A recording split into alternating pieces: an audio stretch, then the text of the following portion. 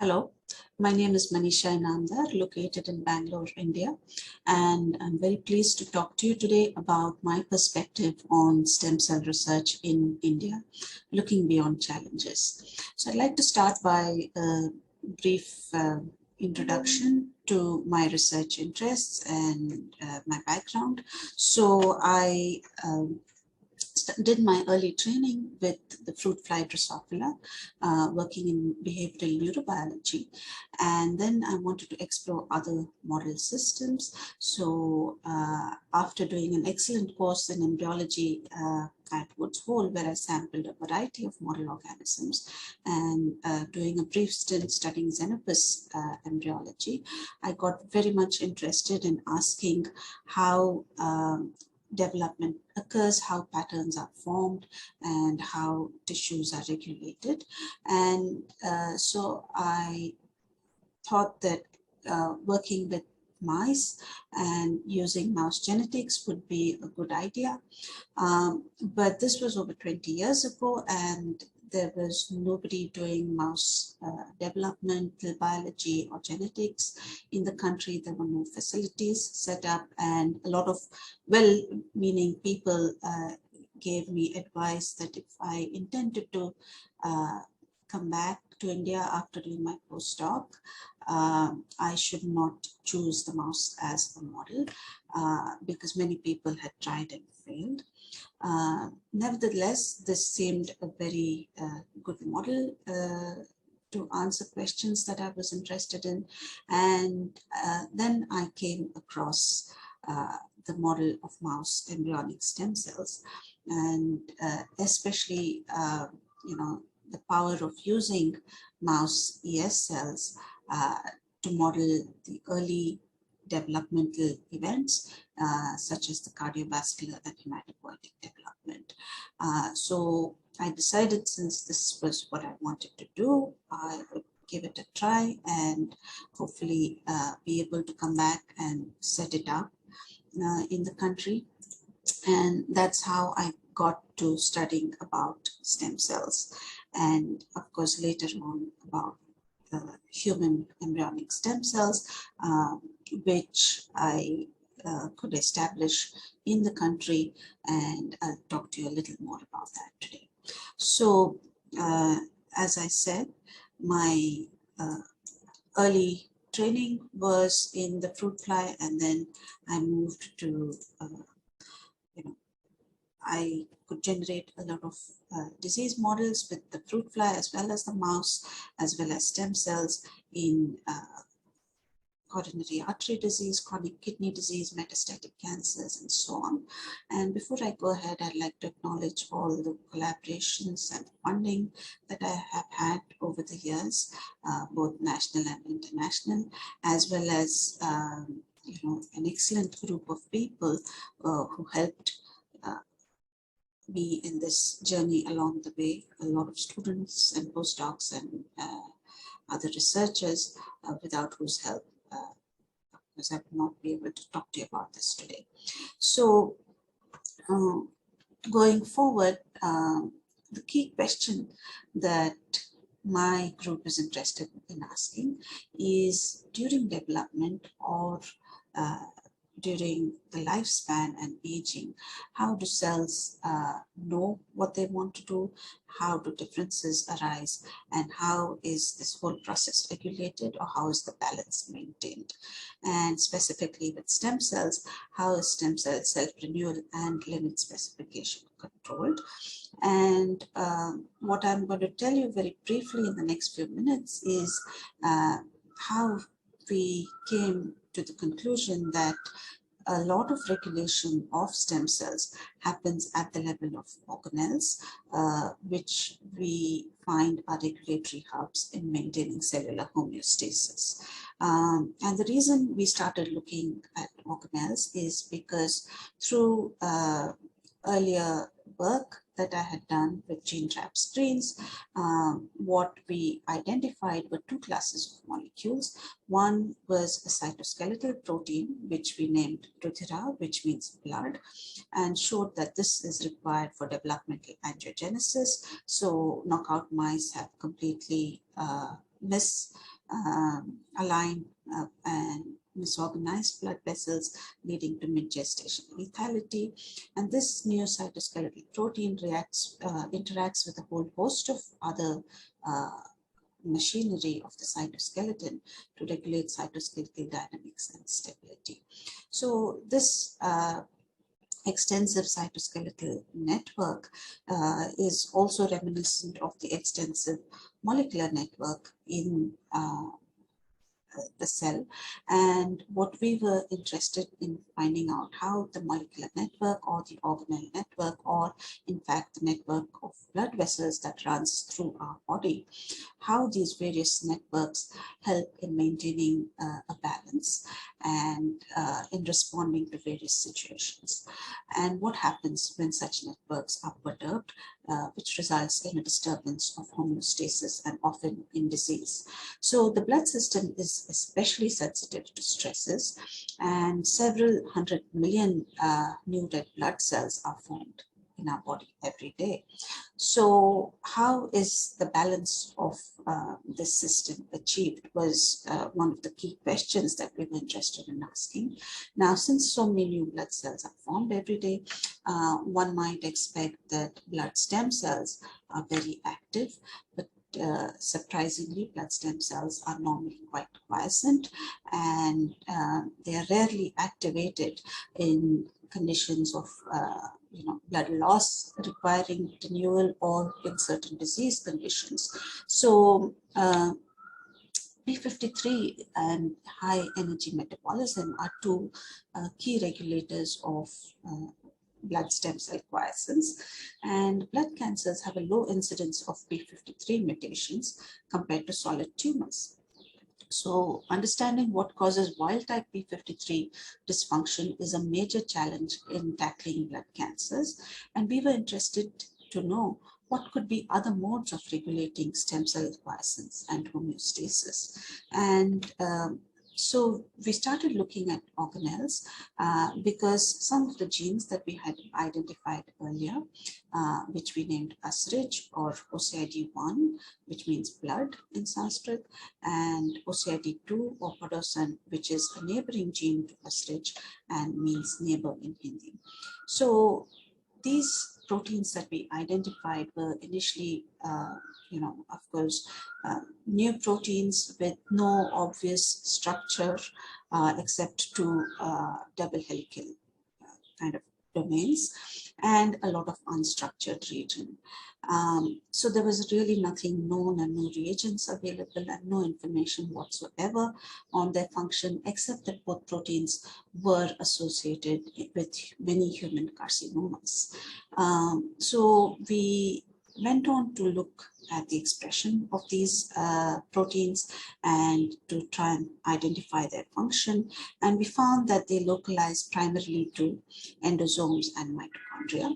And what I'd like to do in the next few minutes is take the example of one of the proteins, Asrij, and tell you how we went about identifying how these organelles, such as endosomes and mitochondria, control self-renewal and potency.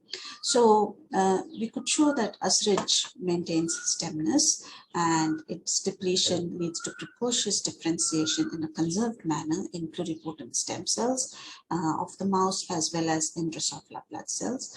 And this interaction of Asrij occurred with endosomal proteins such as RAB5, and this was essential to activate molecules such as STAT3, as STAT3 activation occurred actively on the endosomes. And we could show that a balance of Asrij or similar proteins was required, so that if you depleted these proteins, you led to differentiation. If you increase levels of these proteins or signaling, it maintained stemness. So interestingly, in Drosophila, if we completely depleted Asrij, the flies developed leukemia and had reduced immunity. Now, in Drosophila, Asrij is expressed only in the hematopoietic system and not in other tissues. And by doing a proteome analysis in Drosophila blood, we could identify several components of the protein trafficking and sorting machinery that are required for maintaining Drosophila hematopoiesis. We could also show that the mouse protein Asrij was able to rescue these phenotypes of Drosophila and maintain the stem cell state in Drosophila. So we then went on to ask, what could be the role of these organelle proteins in mammals, for which we, of course, generated knockout mice. And to our surprise and initial disappointment, the mice showed absolutely no phenotype. They seemed healthy, happy, and fine. But knowing the data from Drosophila, and that the Drosophila null mutant develops a leukemia, we realized that we may wait a little and look at, whether any phenotype develops with age. And indeed, as the mice aged, we saw that simply doing a blood analysis, taking peripheral blood counts, we could see an increase in the number of different kinds of blood cells. This suggested that there may be some kind of defect in the blood stem cells, and indeed, by a detailed analysis, we found that the Asrij mutant mice develop a myeloproliferative disorder. Asrij is required for recovery from hematopoietic stress, and that it causes a transplantable leukemia. So the blood stem cells, or HSCs, expand with age. There is increased myeloproliferation, but not expansion of the lymphoid lineage, and there is splenomegaly. So extensive characterization of these mice led us to identify Asrij as a new regulator of wild-type p53 stability in blood stem cells. We could show that Asrij interacts with the degradation machinery that normally degrades p53 and keeps this machinery in check. So though there are no mutations in p53, in the Asrij knockout mouse, in the absence of Asrij, the degradation machinery is overactive and leads to reduced p53 levels and the downstream phenotypes, and these can be rescued by preventing action of the degradation machinery. So this led us to propose that there is organelle-level tuning of blood stem cell and blood stem cell development, and we could probably use this to design more effective and targeted therapies for treating hematological disorders caused by reduction in wild-type p53 activity. So one curious feature was that the phenotypes in the knockout mice occurred rather late, and this reminded us of various aging phenotypes seen in mice, such as HSC expansion, myeloid skewing, increased DNA damage, ubiquitination and degradation of p53. So we looked at the status of various organelles, the endosomes, the mitochondria, and the proteasome. And we found that Asrij is essential for maintaining homeostasis of these organelles. With age, Asrij levels reduce, just as they reduce or are depleted in the knockout mice. And this results in organelle dysfunction, which results in premature aging. Again, these effects can be somewhat mitigated by small molecules. So we next wanted to see what happens in the human system and whether any of these results hold true. We could not find any obvious links of Asrij in human disease databases. Till recently, there was a study reporting its implication in human aging. But to study this further, we used the human embryonic stem cell model, and this was of course not available at the time. So several years ago, my laboratory at JNCSR established the first modified human pluripotent embryonic stem cell lines representing the Indian genetic background. And this really opened up a whole new field for us and for several others in the country, because we now had stem cell lines that could be used locally and could be made available to everybody else. We could contribute to several national and international projects, such as the International Stem Cell Initiative project. These lines could be distributed and they have been deposited in the UK Stem Cell Bank and are eligible for use worldwide, and we have generated several disease models with these. So we have generated 2 sibling human ES lines representing the Indian genetic background. They've been extensively characterized. So with this tool in hand, we then looked at organelle regulation of human stem cells, and what we found that if we used technologies such as the CRISPR-Cas9 editing to generate mutant cell lines that were mutant for Asrij expression or overexpressing it, we could show that modulating Asrij levels, or OCID1 as it is known in humans, either genetically or pharmacologically, caused modulation of complex 1 activity in the mitochondria electron transport chain and allowed us to control generation of progenitors. So increasing Asrij or OCID1 levels resulted in increased glycolysis in the stem cells and delayed differentiation, and reducing OCID1 levels caused increased OXPHOS and increased differentiation, and we could modulate this by small molecules. And indeed, we could show that in human stem cells, OCID1 or Asrij preferably localizes to the mitochondria.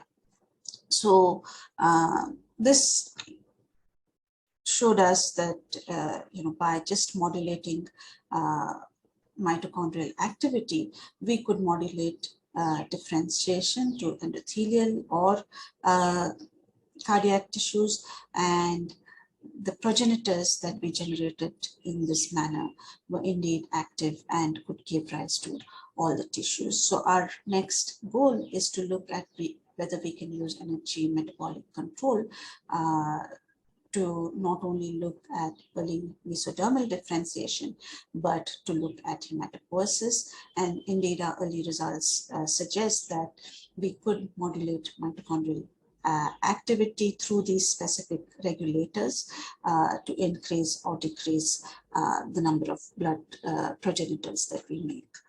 So while we had some insight into how to regulate stem cells at the level of the organelles, a major challenge that we are interested in addressing is the stem cell challenge of generating self-renewing lineage-specific precursors in a scenario where, when you go from progenitors to differentiated cells, there is a problem of diminishing returns, because in the adult stages, the efficiency of differentiation is variable, the number of stem cells is reduced compared to embryonic stages, and there is limited control on mechanisms of tissue homeostasis. So to look at this, we wanted to first understand whether the energy metabolic changes that we saw in the human ES cells were really relevant in vivo. And the problem with studying the vertebrate model, such as the mouse, is there are multiple shifting sites of hematopoiesis in vertebrates, and there is a limited sampling of a very complex milieu. So for example, from the bone marrow stem cells that we study, one generally takes a limited sample, but the stem cells reside in multiple locations in the vertebrate. So we decided to look closely at the Drosophila system, because in Drosophila, the larval lymph gland is the only tissue where hematopoiesis occurs. It's a very small tissue of about a couple of 100 microns shown here, and it is a multi-lobe tissue. And this hematopoiesis in part of this tissue has been shown to be a very powerful model for understanding progenitor heterogeneity and blood cell homeostasis, and the majority of signaling mechanisms are conserved. So to get insight into whether the metabolic or the organelle level heterogeneity is really applicable in vivo, and whether we could have a genetic model that allows us to look at this heterogeneity in its entirety, we studied the DROSOPHILA model further, and we could show that there is indeed heterogeneity in expression of the blood progenitors, even in this very simple model. And this allowed us to look at this heterogeneous pool in an entire intact hematopoietic tissue where development occurs anterior to posterior. And this linear arrangement allows us to look at different stages of development also in a single animal. And we could use this complete animal model to look at the immune response to systemic signals and to understand how there is functional compartmentalization. So all these various aspects that are very essential to look at to understand any system in its entirety, we could show that these could be studied in DROSOPHILA, and a lot of these concepts and principles were applicable to vertebrate models. So how then is this progenitor heterogeneity that we found and functional compartmentalization we found in DROSOPHILA achieved in the presence of systemic signals in other systems such as the vertebrate or the mouse system? And we hypothesized that this is actively regulated by organelles. I don't have time to show you the data, but we could show that developmental alterations in this activity are very important to control blood progenitor fate, and this is controlled at the level of organelles. And so now we are looking at the origin of stem cell heterogeneity with respect to organelles in the early hematopoietic stages in the aorta-mesonephros. And what we have found so far is that not only that there is heterogeneity as seen by single cell RNA sequencing of mitochondrial proteins as well as proteins of our interest in the adult bone marrow HSCs, but we are also starting to see it similarly in mitochondrial proteins in the embryonic HSC. And as data mining of various data sets suggests the same. So we are also now moving to tracking this stem cell heterogeneity at the level of organelles by modulating in human embryonic stem cells the expression of our genes of interest, the mitochondrial proteins, and generating reporter lines that will let us track the whole process and look at what happens and use this for high throughput screens. So essentially what we have shown is that there is organelle level tuning of the stem cell state at various stages, and this gives rise to substates that give rise to heterogeneity at the stem cell state or give rise to diversity in differentiation. And essentially homeostasis is nothing but a control of this organelle level tuning. So this now hopefully will allow us to look at lineage-specific expansion in a transient and reversible manner using various small molecules to try and control homeostasis, devise new strategies and culture systems to expand desired populations and understand disease biology. So with that, I'd like to quickly move to telling you briefly about various stem cell research activities in India. There are various national agencies such as the ICMR, DBT, and DST funding this initiative. There are national guidelines for monitoring the process at various levels. And I would like to just tell you about one major institute, which is India's first stem cell institute in STEM, just over 10 years old now, where research has focused on stem cell biology, of course, with the relevance to disease and regenerative medicine, and application of technology as well as clinical translation. This institute, like I said, is the only dedicated stem cell institute in India. It's interdisciplinary in nature with several collaborative themes, and of course has established excellent facilities to support these activities, including a mouse research resource and a stem cell core that is developing. And it is well integrated with other institutions in the region. So many of the efforts are multi-institutional as is required, and it is also integrated into a network of institutions and collaborations. In addition, it has contributed to several outreach activities, and also recently to the COVID-19 response, establishing a testing and training facility. And I should mention I had the good fortune and privilege to be associated with this institution since its inception. It also has an arm to look at genetics and social outreach, the Tata Institute for Genetics and Society, as well as a clinical translational arm, the Center for Stem Cell Research at Vellore, looking at reprogramming technologies and establishment of a GMP-grade haplobank and clinical trials related to blood and bone marrow disorders.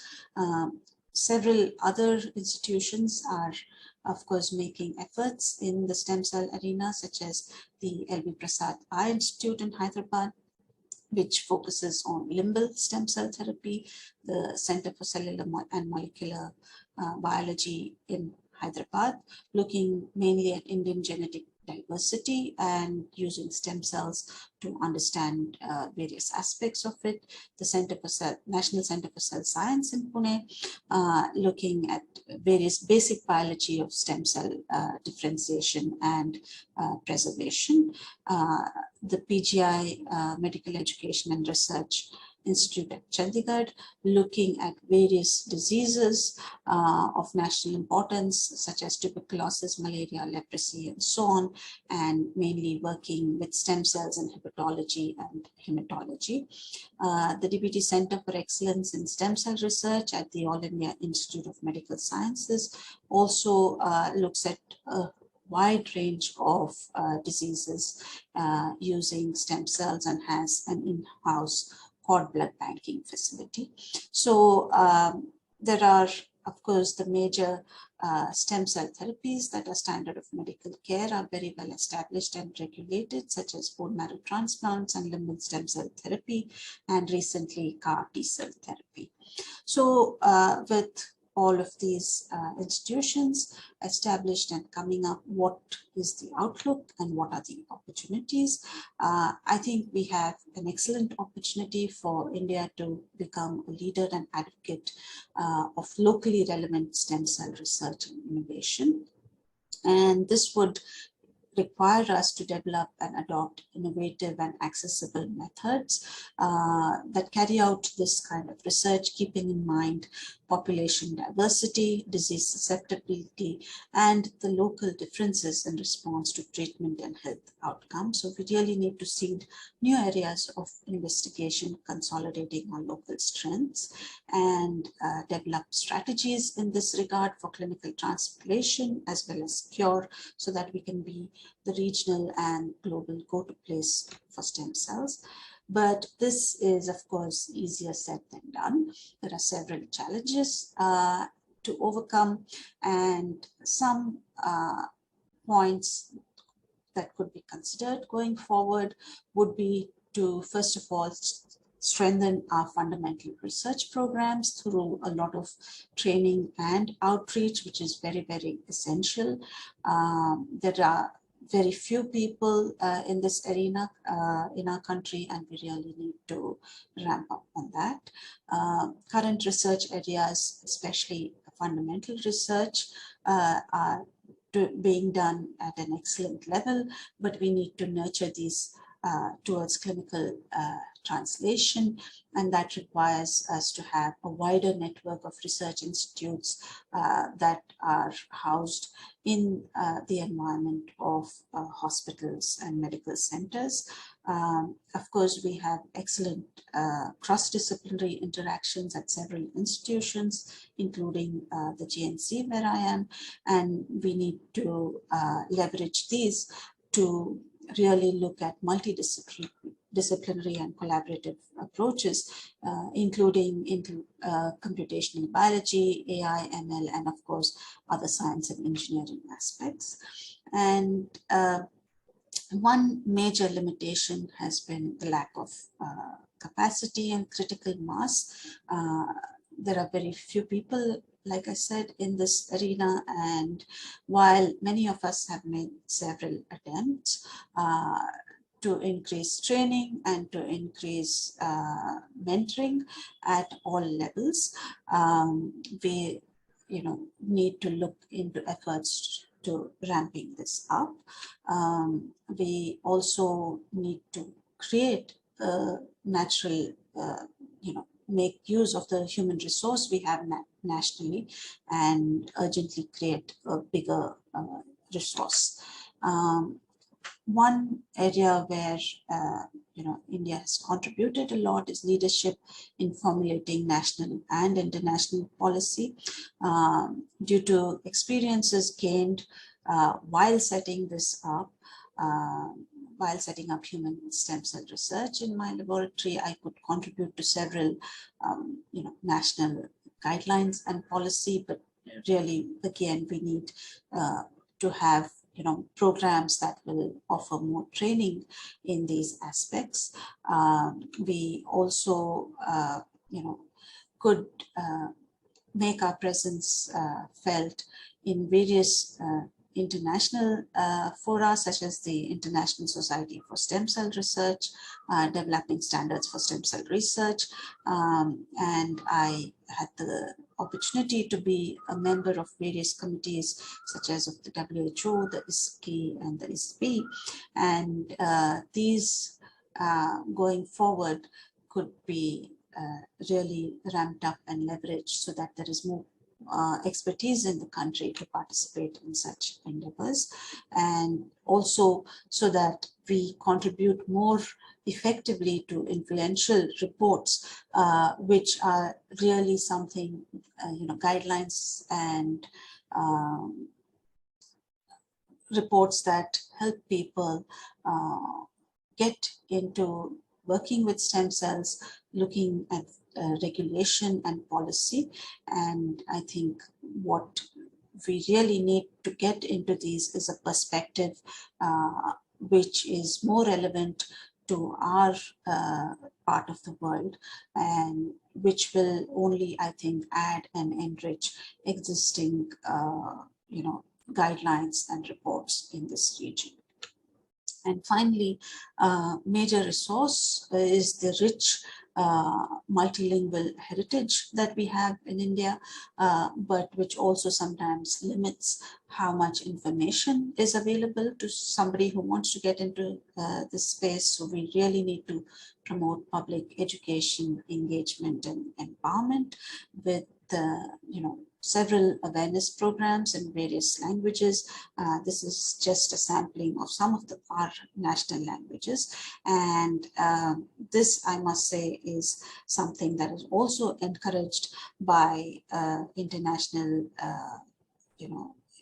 societies, as well as globally by the agencies such as the WHO, and we really need to capitalize on this and take things forward.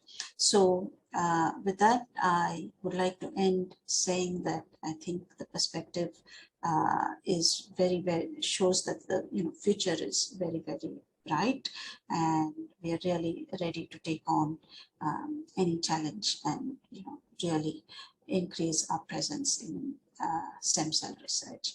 And with that, I'd like to thank you for your attention. Good day.